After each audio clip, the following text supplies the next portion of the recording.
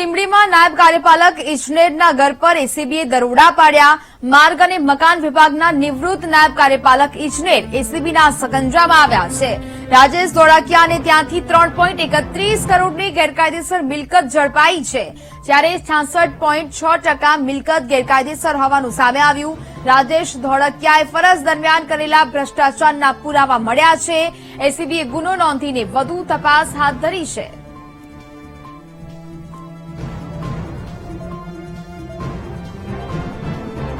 તો સુરેન્દ્રનગરની આ ઘટના સુરેન્દ્રનગરના લીંબડીમાં નાયબ કાર્યપાલક ઇજનેરના ઘર પર એસીબીએ દરોડા પાડ્યા। અનેક મિલકતો મળી આવી હોવાનું પણ સામે આવ્યું છે। 66.6% મિલકત ગેરકાયદેસર હોવાનું સામે આવી રહ્યું છે। રાજેશ ધોળકિયાએ ફરજ દરમિયાન કરેલા ભ્રષ્ટાચારના પુરાવા મળ્યા છે। સંવાદદાતા સચિન ફોનલાઈન પર જોડાયા છે। સચિન, સુરેન્દ્રનગરના લીંબડીમાં નાયબ કાર્યપાલક ઇજનેરના ઘર પર એસીબીએ દરોડા પાડ્યા, શું મામલો? જી જો વાત કરવામાં આવે તો લીંબડીમાં માર્ગ અને મકાન વિભાગના નિવૃત્ત નાયબ કાર્યપાલક ઇજનેરને ત્યાં એસીબીએ દરોડા પાડ્યા હતા અને ત્યાં માર્ગ મકાન વિભાગના નિવૃત્ત કર્મચારી ઇજનેરને ત્યાંથી 3.31 કરોડની મિલકત ઝડપાઈ આવી છે અને હાલ એસીબીએ આગળની તપાસ હાથ ધરી છે। બિલકુલ, જાણકારી બદલ આપનો આભાર।